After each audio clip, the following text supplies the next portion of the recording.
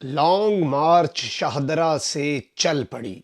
तमाम तर गुज़श्ता रिकॉर्ड्स इस वक्त टूट चुके हैं और इम्पोर्टेड सरकार और इम्पोर्टेड वज़ीर आज़म ने घुटने टेक दिए हैं। मुज़ाकराती कमेटी बना दी गई है और उल्टी गिनती शुरू हो चुकी है, जबकि दूसरी जानिब कप्तान भी इस वक्त पूरे एक्शन में हैं और एक जानिब तो कप्तान की जारिहाना इनिंग्स जारी है, तो वहीं दूसरी जानिब गद्दारी करने वालों पर बिजलियां गिरा दी हैं। और इसके साथ ही साथ कप्तान के देरीना साथी शेख रशीद की गिरफ्तारी के लिए टीम भी पहुंच चुकी है। मामलात एक जानिब तो खराब हो रहे हैं, वहीं दूसरी जानिब इम्पोर्टेड सरकार की कांपें टांगना शुरू हो चुकी है। बिस्मिल्लाहिर्रहमानिर्रहीम, अस्सलाम वालेकुम नाज़रीन कराम, मैं हूं मखदूम शहाबुद्दीन और आप देख रहे हैं मेरा फेसबुक और यूट्यूब चैनल। उम्मीद करता हूं आप सब लोग बखैर वाफियत होंगे और जहां भी होंगे अपने अहले खाना समेत खुश भी होंगे और महफूज भी। नाज़रीन कराम, हुकूमती ऐवान और हुकूमत के कदम बाज़ाब्ता तौर पर लड़खड़ा चुके हैं और एक जानिब तो लॉन्ग मार्च को नाकाम कहा जा रहा था, वहीं दूसरी जानिब मुज़ाकरात के ऊपर राना सनाउल्लाह जैसी शख्सियत जो कि सिर्फ़ और सिर्फ धमकियां और तड़ियां लगा सकते हैं, उनकी तरफ से ये पेशकश भी रात गए सामने आई।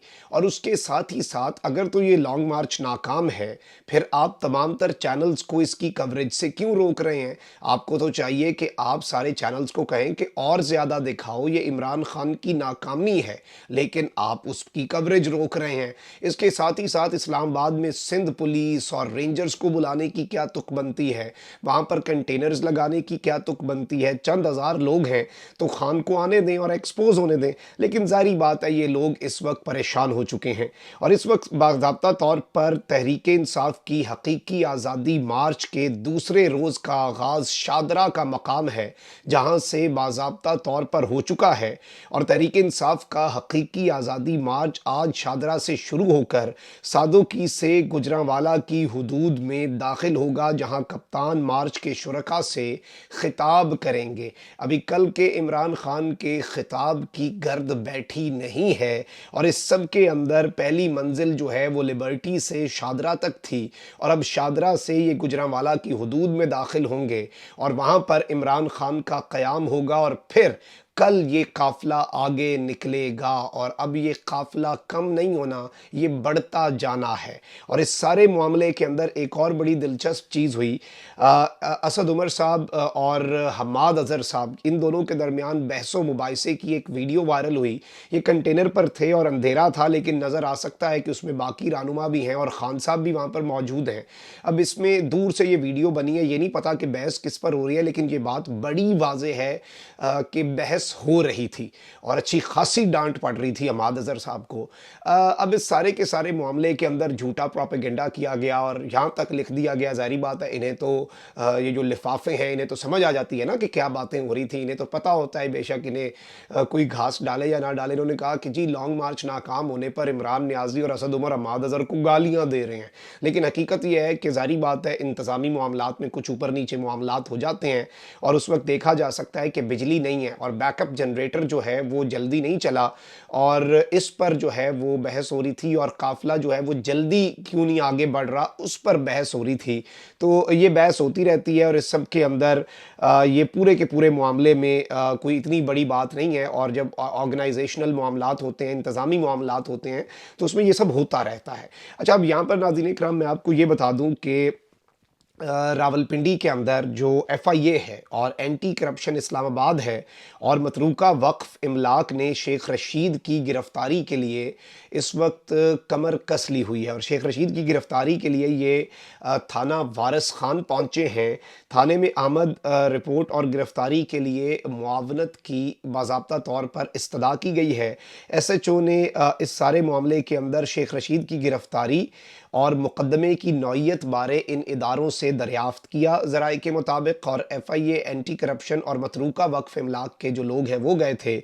और इस सारे मामले के अंदर मैं आपको ये बता दूं कि गिरफ्तारी की कोशिश तो की गई है, लेकिन पुलिस ने साबिक वज़ीर दाखिला शेख रशीद की गिरफ्तारी के लिए एफआईए को रोज़नामचे में इंदराज और नफरी देने से इनकार कर दिया है।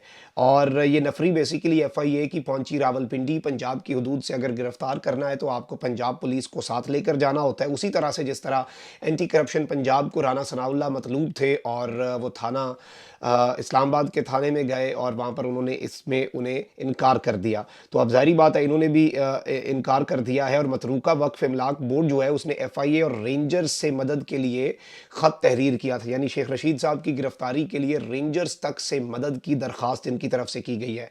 वहीं दूसरी जानिब इमरान खान साहब ने अपने दोस्त फैसल वाडा को पार्टी से निकाल दिया है।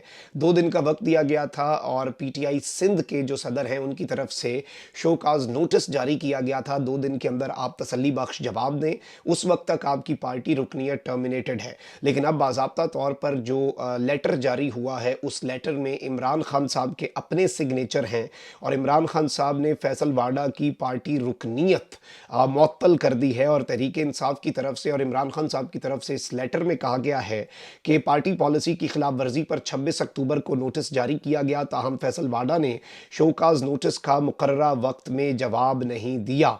और इस सब के अंदर फैसल वाडा को इमरान खान साहब ने निशान इबरत बनाया है। वैसे इससे पहले एक जावेद हाशमी था, एक आयशा गुलालई थी और एक जहांगीर तरीन था, एक अलीम खान था और अब एक फैसल वाडा था। तो अब ज़ाहिर बात है पॉलिटिकल करियर तो हम सबको पता है कि इनका क्या होगा। अब यहाँ पर एक जानिब इम्पोर्टेड सरकार कह रही है कि ये नाकाम है, ये है, वो है, वहीं दूसरी जानिब इनकी कांपें टांग चुकी हैं और ये 2 चीज़ें कर रहे हैं। एक तो मैं मुज़ाकरात पे आता हूँ, लेकिन पहले मैं आपको ये बताऊँ कि हुकूमत ने लॉन्ग मार्च के मुज़ाहिरीन से निमटने के लिए एक और खुसूसी फ़ंड की मंजूरी दे दी है और हुकूमती ज़राए का कहना है कि वज़ारत दाखिला को इस सिलसिले में खुसूसी तौर पर 33 करोड़ 39 लाख की ग्रांट मिलेगी। इस रकम का मकसद मुज़ाहिरीन को कंट्रोल करने के लिए एक खुसूसी यूनिट बनाना है। हुकूमती ज़राए के मुताबिक ये रकम वज़ारत दाखिला के मातहत इदारों को इंसदाद मुज़ाहिरा यूनिट बनाकर देने के लिए मंजूर की गई है और इंसदाद फ़साद बताया गया है कि ये नहीं होने देना। 33 करोड़ का बजट है। 10,000 लोग जो हैं, राना सनाउल्लाह साहब ने कहा मैक्सिमम पहुँचेंगे। चलें आप इन्हीं में बांट देंगे, खुद ही वापस चले जाएंगे। तो ये यहीं से एक्सपोज हो जाते हैं।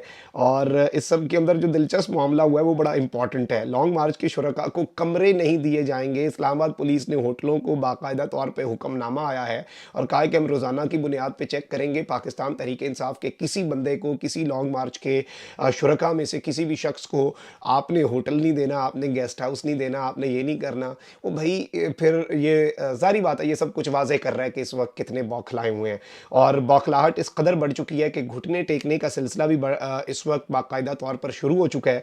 और वज़ीर आज़म साहब जो है हमारे शहबाज शरीफ साहब, उन्होंने तहरीक इंसाफ से बातचीत के लिए 9 रुकनी कमेटी तश्कील देते हुए कहा है कि मुज़ाकरात के लिए हमारे दरवाजे हमेशा खुले हैं। तफसीलात के मुताबिक वज़ीर आज़म शहबाज शरीफ ने लॉन्ग मार्च के हवाले से वफाकी काबीना की एक कमेटी तश्कील दी है। वज़ीर दाखिला राना सनाउल्लाह की ज़ेर सदारत कमेटी में 9 अरकान शामिल हैं। कमेटी लॉन्ग मार्च से मुतल्लिक अमन अमान कायम रखने और सियासी बातचीत के लिए कायम की गई है। This is very important. और अगर लॉन्ग मार्च से मुतल्लिक किसी ने बात करनी है तो कमेटी से की जाएगी। ये बड़ा इंपॉर्टेंट मामला है। इस कमेटी के अंदर अयाज सादिक, ख्वाजा साद रफ़ीक, कमर जमान कायरा, MQM के खालिद मकबूल सिद्दीकी, ANP के मियाँ इफ्तिखार, मौलाना असद और मरियम औरंगज़ेब शामिल हैं। और इस सब के अंदर उन्होंने कहा कि जमहूरी लोग हैं, हमने हमेशा बातचीत से ही मामलात हल करने हैं और ये विदाउट डाउट इमरान खान साहब की विक्ट्री है। एक जानिब इम्पोर्टेड गवर्नमेंट की बौखलाहट और वहीं दूसरी जानिब ये मुज़ाकरात की तरफ बढ़ना और बड़कों से ज़रा रियलिस्टिक होकर चीज़ें सामने लाना। और उम्मीद यही की जा सकती है कि इस्लामाबाद दाखिले से पहले इमरान खान साहब के तमाम मुतालबात मंजूर कर लिए जाएँ। मुल्क के मफाद में भी यही। अपना बहुत ख्याल रखें। अल्लाह निगहबान। पाकिस्तान जिंदाबाद।